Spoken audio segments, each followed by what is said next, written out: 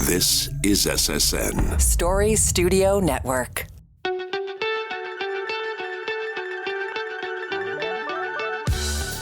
Hi, I'm Dean Gation, and this is the Powerful Connections Podcast. Welcome to Season 2. For many years, my efforts as a service provider were focused on developing, planning, and building high-voltage projects.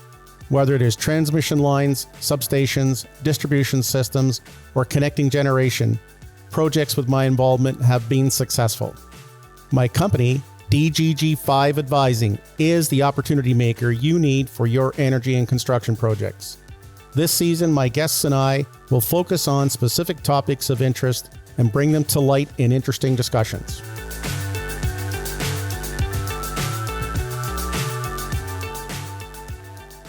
On this episode of Powerful Connections, we will talk about energy resource planning with Brad Duguid, Senior Counsel, Sussex Strategy Group.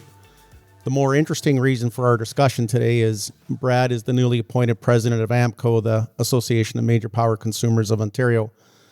We want to discuss at a high level where we are going with energy plans. So please welcome to the show, Brad Duguid.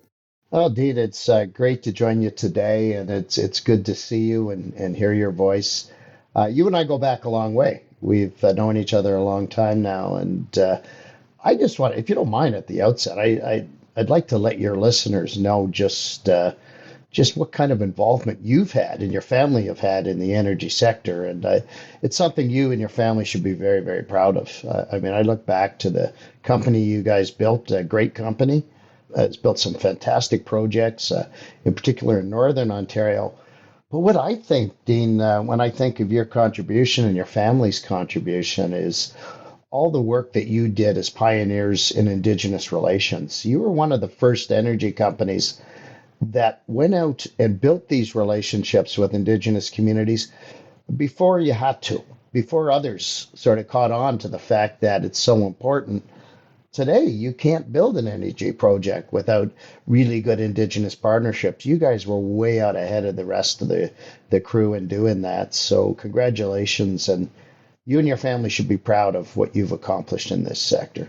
Well, I appreciate that. And it just seemed to us to be the right thing to do in any of the projects we went into, and our relationships with them was out of respect for us being in their backyard, and just worked handsomely in getting things done. And finding people was a great thing. We used to find some great people in the communities. And so, these things go back a long ways.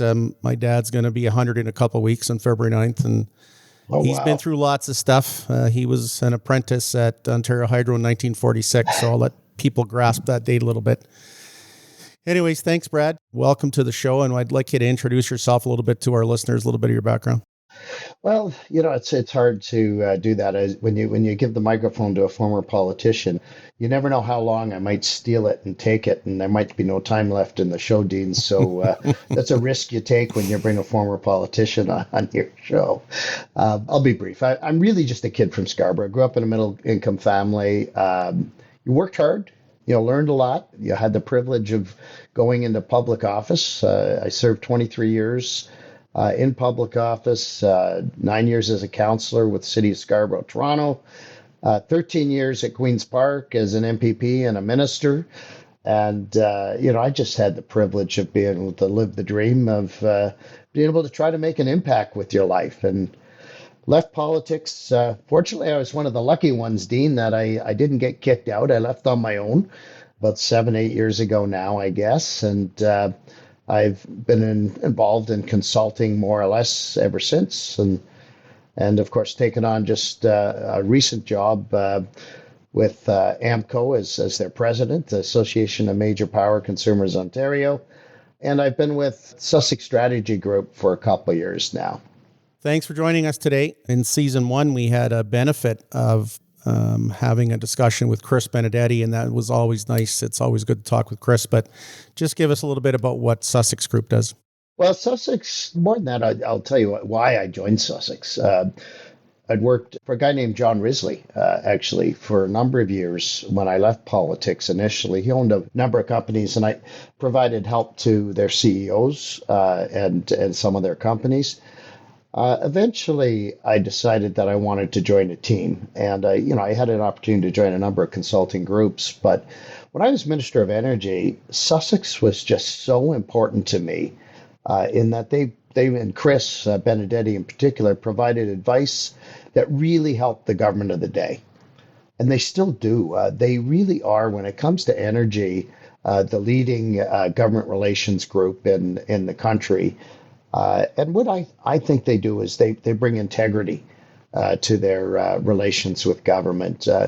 When Chris Benedetti in Sussex gives the government advice, they're not just trying to come to the government and make some money for a client.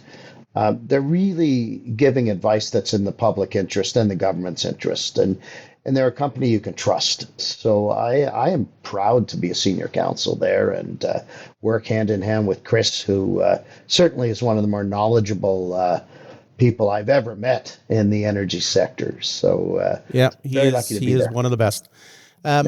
You have just become the president of AMPCO. Congratulations on that appointment. That's a big deal, I think, and I've done well in choosing you. Tell us some of the major issues facing this group and the benefit of having you in this position at this time. Well, let me tell you a little bit about AMPCO, because Association of Major Power Consumers Ontario. Not everybody knows the acronym. I'm hoping by the time I'm done my time as president, everybody will know what that means. Really, what it comes down to is reliable power and competitive prices are crucial to Ontario's economy, and they're crucial to industry in Ontario being able to exist here. It's a competitive world economy. Many of our industries are competing on a global basis. Reliable power is crucial. No industry can exist and produce and operate without it. It used to be a taken or a given. It's now something that's under risk, which makes AMPCO's role even more important. And affordable power is important because many of these companies could be producing their goods and doing their work in different countries if they chose to. You look at the auto sector and the mining sector, very, very globally competitive industries. Steel would be another one. So we have to ensure that we have reliable power for these companies that provide really over 1 million jobs when you think of those industries to Ontarians. So important to our quality of life, and that power is affordable, so we can keep them operating here. So really, my job with AMPCO is to help them be the voice of that industry and provide solutions to the government as to how we can accomplish what's not going to be an easy task going forward. No, it never is. The many years that we had PowerTel before we sold it, which is now 11 years ago, I first met you as the Minister of Labour when I represented the Electrical Contractors Association of Ontario on the Section 21 Provincial Labour Management Safety Committee. And at the time, we were dealing with lots of changes. But what do you remember as some of the major achievements during your time in government that are pretty notable? Well, I mean, let me start by thanking you for your service there. We all have a responsibility to safety in all of our businesses in our entire province. Safety is such an important aspect. And of course, PowerTel, it was always a priority there, and you were leaders in that area. It's kind of strange for me. I had 7 different posts. When I go through them, it's labor, Aboriginal affairs, energy and infrastructure, economic development, research and innovation, and trade, training colleges, universities, economic development and infrastructure. It's a huge laundry list of portfolios. And, I held these posts because I was a bit of a troubleshooter for government, and they send me into different portfolios to bring transformation and change, or if I just couldn't hold a job and they just kept moving me on. But I'll take the first one. Well, hopefully. But what I would say is I learned to love each and every one of those responsibilities, and I learned different things about Ontario and people of this province and the industries that I work with in all of them. But if I were to try to narrow down some of the interesting things I was able to touch, I would say providing Ontario with its first long-term energy plan was really difficult. was a huge body of work, had never been done before, and was just great for a Minister of Energy to be able to do that. I would say maybe the most impactful thing on my life was my time as Aboriginal Affairs Minister then.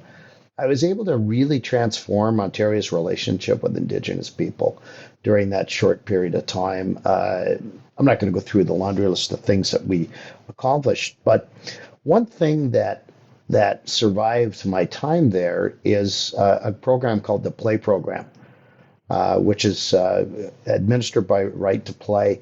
That program is providing life skills for thousands of Indigenous people across the country every single day. And as minister, I was able to play a significant role in launching that. So those are the kind of things you look back on.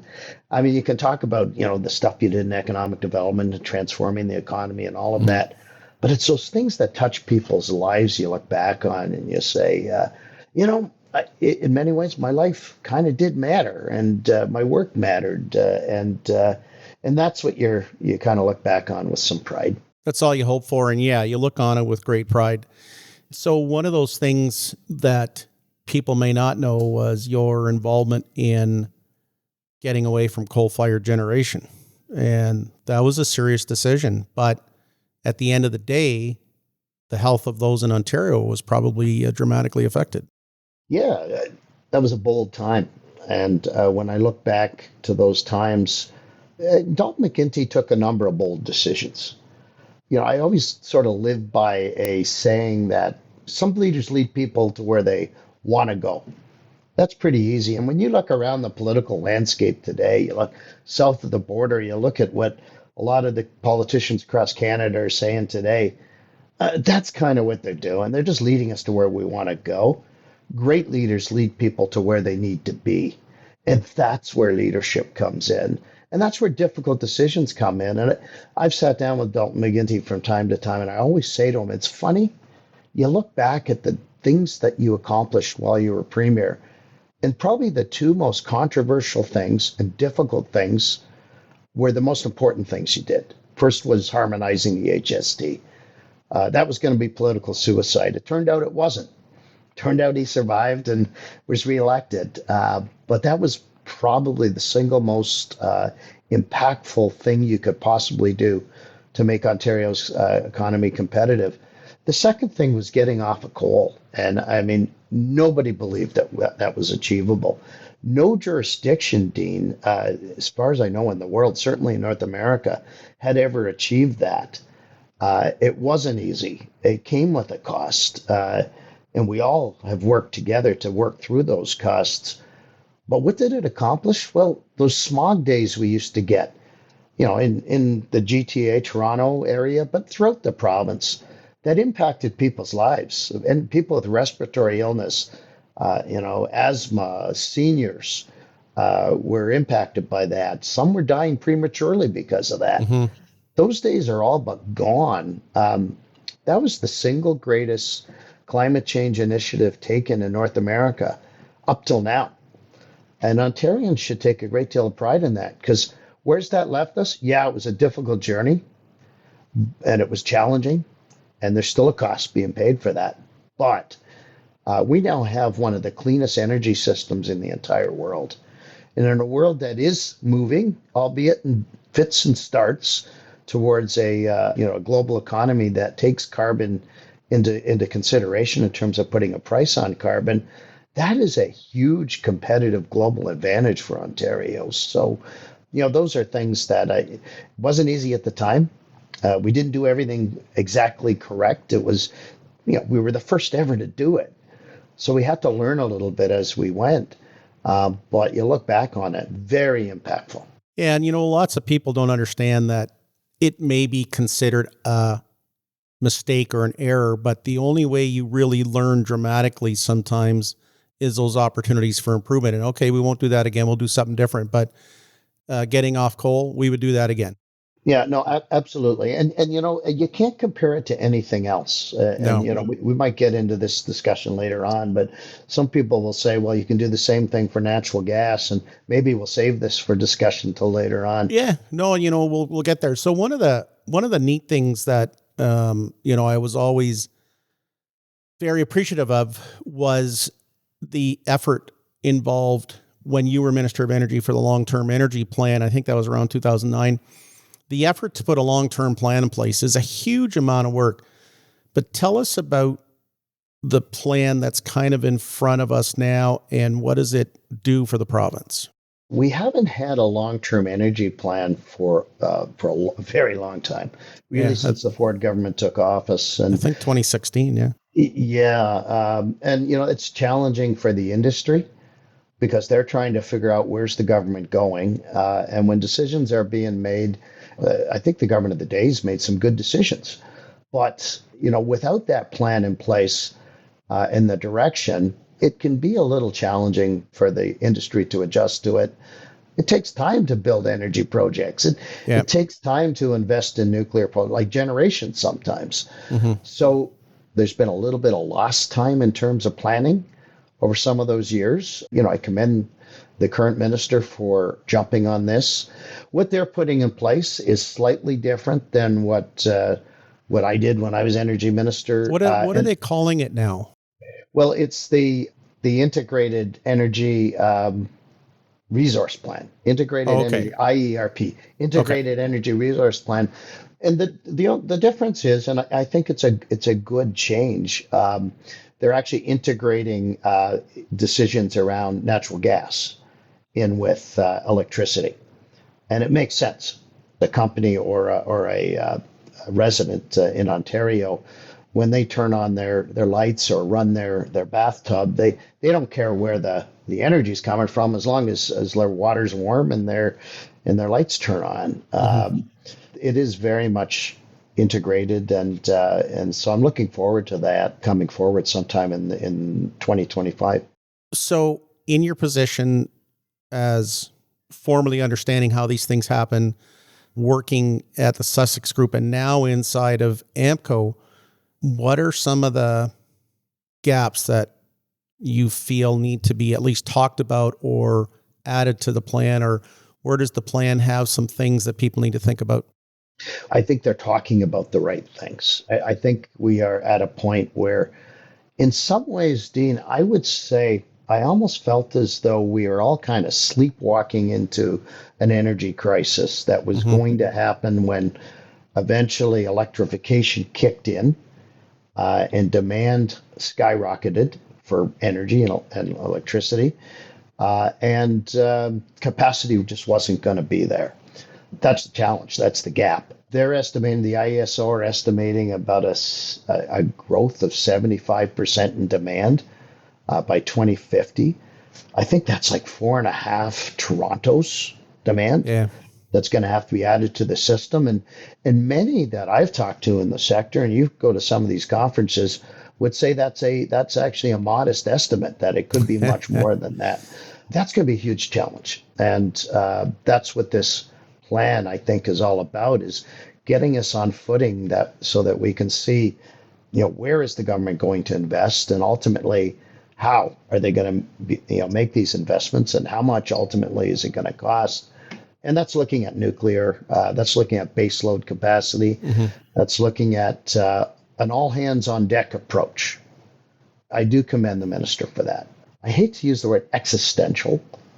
We can't fail going forward mm-hmm. in ensuring that there's enough power to meet demand when electrification kicks in. I hate to see the word capacity crisis, but I don't know if there's any other description quickly to say we have issues to deal with. Well, think about it.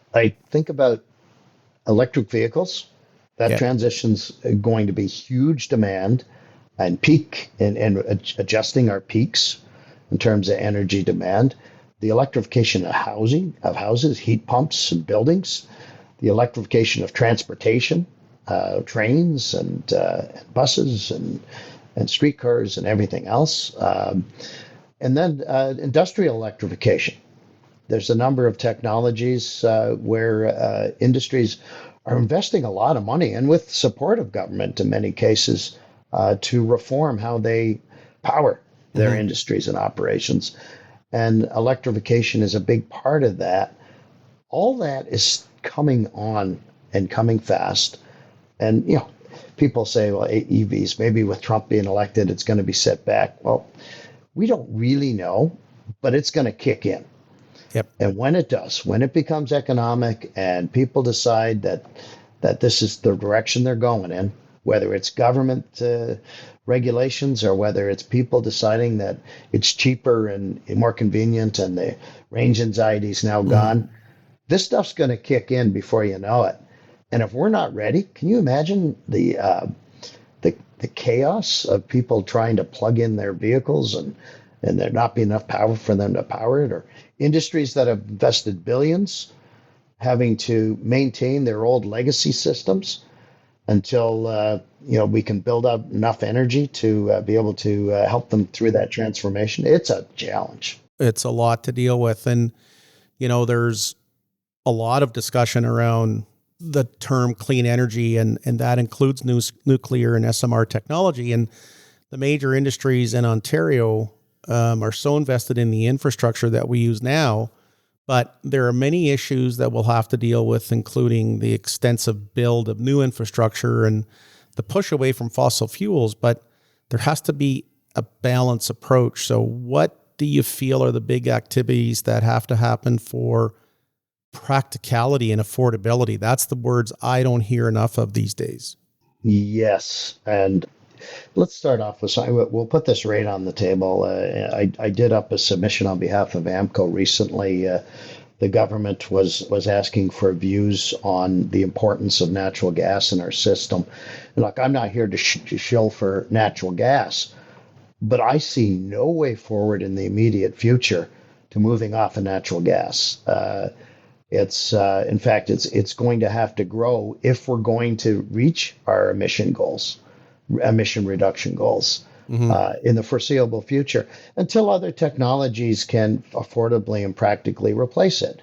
We're not there yet. So let's not be foolish as we're moving forward in some of the decisions we're making, and recognize that the worst thing you could do is move off of something that's more affordable, but more importantly, providing reliable power to those industries that are trying to move off of some of them move off of diesel. If you move prematurely off natural gas, you're going to set back your climate change initiatives significantly. So we've got to be really smart about it. We've got to use data. Let's not get political here. Let's sit down and be really sensible about it. I think I'm sensing that some people realized you were in the midst of some tough decisions and filtered through them. I hate to tell you, I think you're in that situation again, where you're sitting at AMPCO. Somebody needs some help on some sensibility in how we move forward bit by bit. What's the 1 year, 3 year, 5 year, 10-year plan right now? And I think you are in the good spot right now to deal with all of that. And the relationships you have will help foster good discussions, not people drawing lines in the sand. And we got to get away from that. So what do you think of when I say infrastructure resiliency? What are the items we need to focus on? Well, yeah, climate change is impacting our infrastructure right across North America, and we can't think we're immune to that. Year-old industry with PowerTel, ultimately we might have to look at burying lines more than having them above ground, whether it be from fires, whether it be from heavier storms and winds. We've got to ensure that our system's being built more and more resiliently. And part of that is using technology. There's technology out there that can better monitor lines when they're in the ground to ensure that if there is a problem, it can be identified. So I would say doubling down on smart grid, doubling down on technologies that are proven, that can help get us to where we want to go in terms of resiliency, looking at where we're going and recognizing that we may have to change some of the infrastructure we're building. You would know this more than I would, but I don't think we really build things a lot differently than we did 30, 40 years ago today. Well, two things. We had great design standards, even as late as 60s, 70s, the design standards in this province are pretty high end. When we do and did storm response in the late 90s and in the 2000s in the US, there were areas where we found that they weren't quite ready for certain things. But as much as the design standards in Ontario are here, you look at the ice storm of 98, those standards got upped again. And CSA does a lot of work with it in how things are doing in different regions. The problem is those regional standards are going to have to change. What used to be, subject to just the high mountain areas in BC, we're starting to see now in lower areas of Eastern Canada. So while this recording is going on, I got 50, 60 kilometer per hour winds outside. That's not normal for this time of year. There's a lot of things that are going to come out of engineering and constructability. And I think the meeting of the constructability part with the engineering, and there's a lot of that happens and is going to happen more and more, will come up with good solutions. So yeah. I think this is when collaboration and good relationships are really going to have to step forward to help out with it. Inside of all of this, do you see, and I'm going to get into a touchy subject a little bit, the talk about what's in the rate group versus what needs to be invested from either private equity or the government, that the rate group can't really fund future growth or expansion? How do we balance that? That is a really good question. That's a tough one. And it's a bit of a dilemma because right now, as we speak, I think it's about $7 billion of energy costs has been transferred to the general tax base. Yeah. And, you could make different arguments one way or another, but we have to have affordable energy rates in the province or our businesses are going to leave. Yeah. So that's going to be an interesting one. It's going to be an interesting discussion, and that's part of where AMPCO is going to play a very critical role, because obviously we have a very solid position on that on behalf of our clients. And here we are. I'm going to look forward to some of the action of AMPCO in the next couple of years with you. I think it'll be lots of neat things for people to pay attention to, and again, it's going to be thought-provoking, and there's going to need to be some good leadership and good decisions. So we could talk all day about all sorts of things, and this has been great to have a chat with you, and I wish to thank you for being on Powerful Connections. But before we close, I need a little bit of closing remarks that the listeners need to ponder and keep an eye out for Brad Duguid and what you're up to. Well, I mean, we're going through lots of changes these days, and people are a little unnerved by what's going on in the U.S., the tariffs, and the political landscape. We're, just as we speak, about to head into a provincial election. No doubt there'll be a federal election shortly afterwards. So it's a challenging time for people. And we talked about an impending energy crisis in the midst of all this. I think if we keep our wits about us, if, as you said, we work together, we work in a nonpartisan way with whoever is successful after these elections, drive towards solutions that are data-driven, that are thoughtful, I'm confident we're going to get where we need to go. And I can tell you, our challenges are great, but I'm not sure I'd rather be working in any other grid, in any other sector in North America than Ontario. Other sectors, I think their challenges are even greater than ours. It might seem daunting, and it is, but Dean, with folks like you out there spreading the good word, working with our agencies, and this is something AMPCO can and will do, is it's not just about complaining about energy rates. It's about finding solutions so that we can build a strong system that is affordable. And that's really what I hope, the leadership I hope to provide over the coming years. Well, and the hardest thing I've ever encountered is when two parties agree to disagree. It's the hard part of considering the other person's position to get to that ground of a solution. And that's the people we need right now, is how do we get to that medium ground? And it's not giving things up. It's utilizing everybody's strengths and weaknesses and where's the right sweet spot, and we'll get there. So I think it's been good. So this has been a great discussion. Lots of issues in front of us. Appreciate your insight and thought leadership today, and best of success helping the members at AMPCO. I think they're going to find out they've got more than they've expected. Thank you, Dean.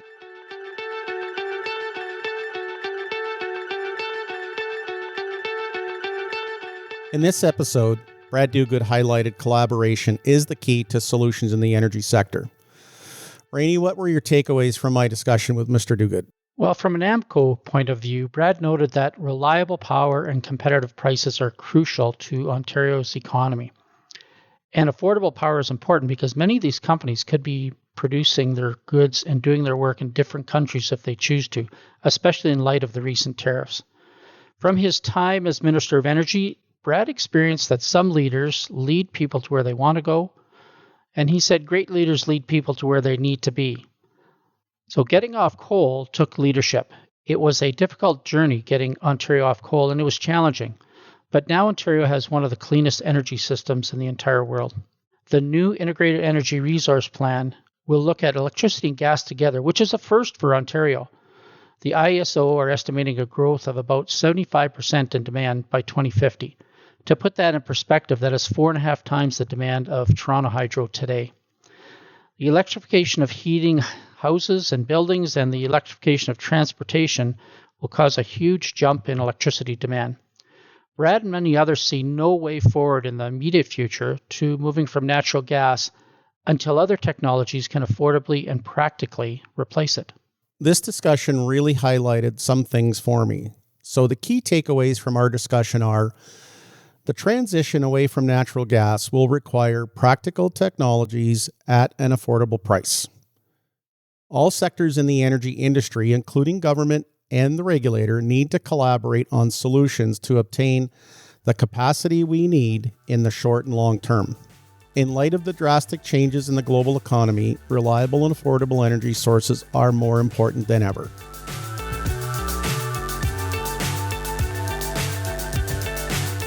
Look forward to hearing from you after you listen to each episode. I encourage you to subscribe to Powerful Connections wherever you get your podcasts. Share the podcast with those you feel will find it interesting and useful. Connect with me on my website at dgg5advising.com or find me on LinkedIn at Dean G. Gation.